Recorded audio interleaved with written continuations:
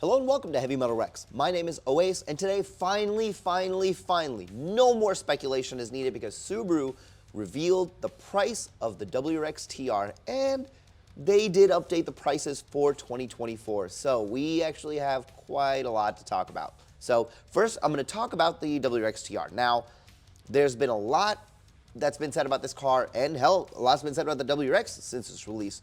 The TR was revealed, it was this last October at Subiefest Daytona, and obviously there were some, it was a mixed bag of opinions. Now, say whatever you want to say, it's out, it's coming out, we know the price is.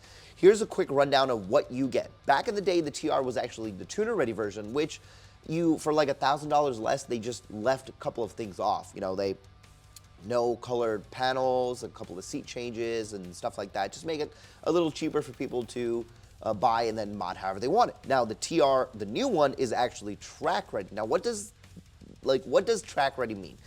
What do you get on this that's not on the base car?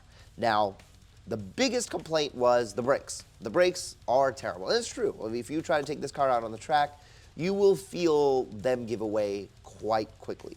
You do have other options by just buying like high-performance brake pads, maybe better rotors, but if you go with the TR, you now actually get 6-piston calipers up front, Brembos, 2-piston in the back. That's a pretty big deal. Also, obviously, larger drilled rotors, front and rear, so that should help a lot in the braking department. So, one complaint, out the window. Second one, this probably wasn't much of a complaint, but you do get 19-inch wheels instead of 18-inch, probably to accommodate those large rotors.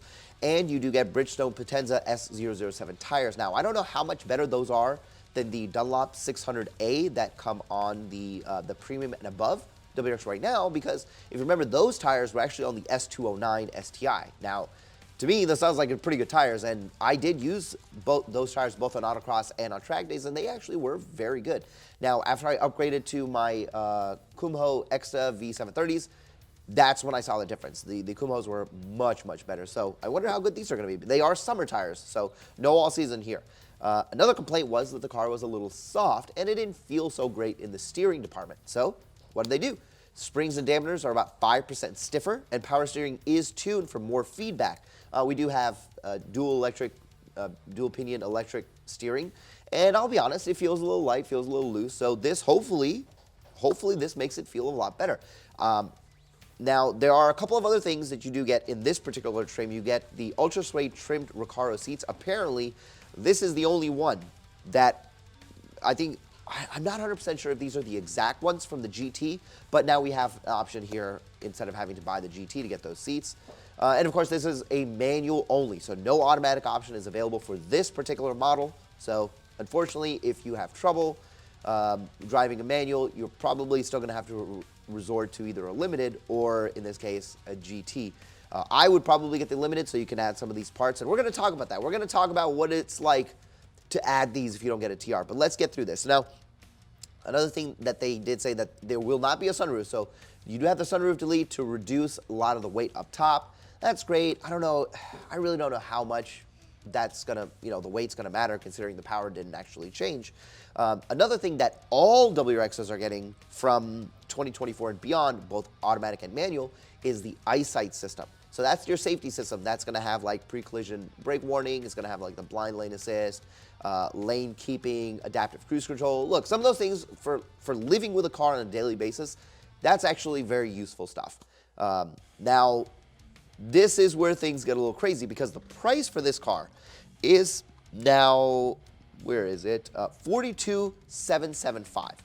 Considering right now, a base can be gotten for about $30,000 to $31,000. But that's changing. There is actually a picture that is circling around. Let me pull it up.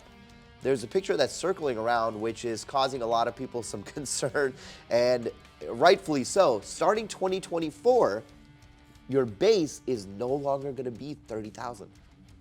They actually already had a price bump last year, or earlier this year. I believe the base was coming in at like $29,900, and they bumped it up to $30,600. Now they're bumping it up to $32,700. That's basically what the price was of the premium.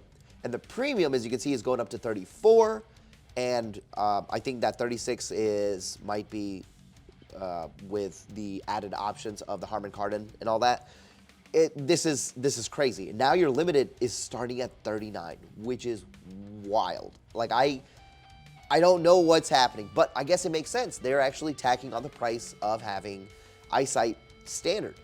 Now, this used to be the cheaper option between, let's say, a GTI, when a GTI was coming in at 31 or like right at 32 base, but this actually makes the gap between this car and, let's say, an Elantra N or a Civic Type or a Civic SI, because those were coming in just shy of 30,000. Now, of course, those cars are a lot harder to find, but it's nobody wants a price increase. Nobody will ever like a price increase, and this is unfortunate. Now, a lot of these cars were being sold, and to this day are still sold in certain states for under MSRP. So hopefully you can still find this for under whatever this price is, because I remember when I got my premium, it was right at 32,000. I got a couple of rebates, and some people were able to get a premium for like 31 or even 30, and some people were getting limiteds for like 34 or 33, which is just a crazy to think about. I guess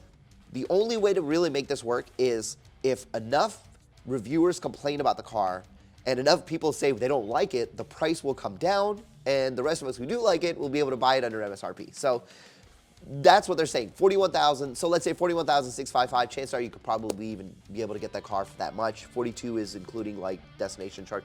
Sometimes you get lucky and you can get that dropped off. Now, the complaint is, I'm not paying $41,000 for a WRX, especially when I can pay X number amount of money for this car or X amount of money for that car. The only car that really comes close, in my belief, is a Golf R, but a Golf R starts at $46,000. Now, to be fair, a Golf R does dyno for well above the figure that the manufacturer says. I think they say like 315 horsepower.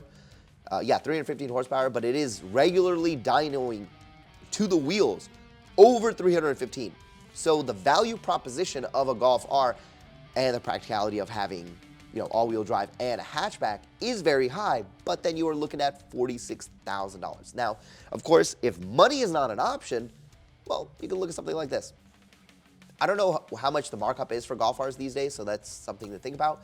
But then you have your Civic Type R, again, another car that's $45,000. But really, this isn't even all-wheel drive. So, you know, the chances of you being able to find these cars at their MSRP is pretty difficult. Same thing with the Corolla GR.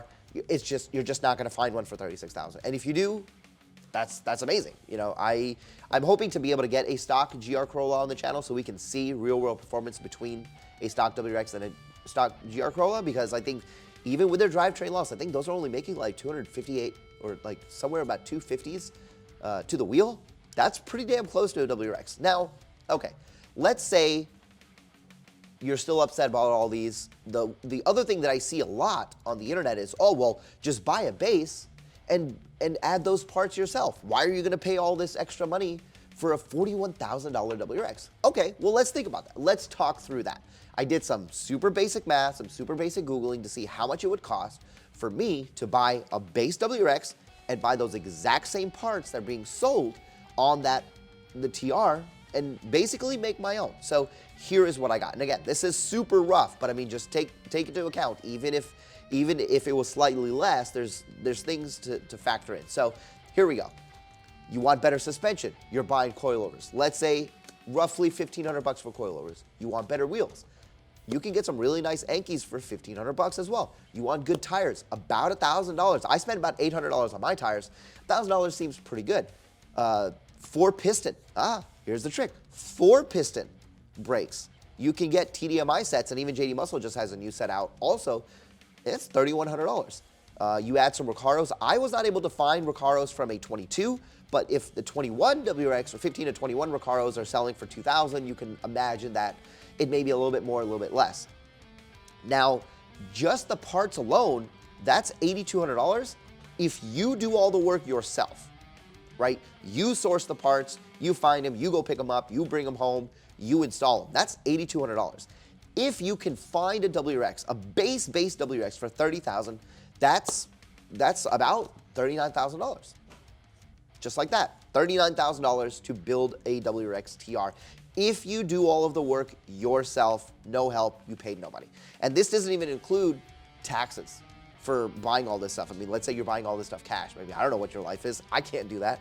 Now, if you want to go for a 6-piston, the only full kit that I was able to find, just like front, and this is like front and back, was a 6-piston STI Brembo kit for about $5,400. And even if it's slightly cheaper, let's say $4,000, you're still looking at adding $9,000 to $10,000 with the rest of the parts, the coilovers, the wheels, the tires, and the Recaros on top of that. So now you're looking at $40,000 or almost $41,000. Again, remember, without installation, right? Not all of us are mechanically inclined. Not all of us have the ability to do, you know, like I've never changed brakes before. I've never changed seats. So I would have to sit down and learn how to do that. So the whole argument about the TR WRX being so expensive and, well, I'll just build my own car for like $4,000 or whatever crazy number that you want to put, is it really that true? You really think you could build that, you know, with 6-piston brakes and the rest of these parts for let's say, not slightly cheaper, not $1,000 cheaper, but considerably cheaper than a WRX TR? Because if you can, tell me in the comments. I'd love to know. Like, I'm genuinely asking this question. If you think you can, how are you doing it? Are you getting used parts? Because that's the other thing. All this stuff that's coming on the TR is brand spanking new. Something to think about. And some people do want the comfort of having adaptive cruise control and lane departure assist in their WRX. Just because you don't want it doesn't mean other people do. I actually would relish the idea of having that in my car. Now, something that I was thinking about, I wonder, and this is just a completely side tangent, I don't know if this is actually going to be true, only time will tell. If all the 2024 WRXs come with eyesight, does that help them increase in their value and decrease in our value since our WRXs do not, especially on the used market? So when you're going to sell it and there's you know, a 23 WRX on the used market or on a lot somewhere versus a 22 or a 23, is our car going to be just worth that much less? Because here it is about $2,000 less just from the factory based off what the price is going to be for the 2024. Anyway, tons of information. We will just have to wait and see exactly how it goes. I hope that there's a TR at my local dealership because I haven't even driven a damn automatic yet, and here is a new trim that I probably won't be able to get my hands on. Anyway, I hope you guys found this video informative. I hope it was interesting. Let the discussions begin. Thanks, guys. I will see you in the next one. Before you go, if you like this video, please consider subscribing to the channel. Hitting that subscribe button costs you guys nothing, and it gains me everything. I try to provide as much entertainment and information as possible, whether you're looking at my racing series, Vehicular Acceleration Testing, or you're looking at Tuner Talk, which is actually a great series for newcomers and veterans. My only goal is to try to make the VB community better, and I can't do that without your help. Thank you.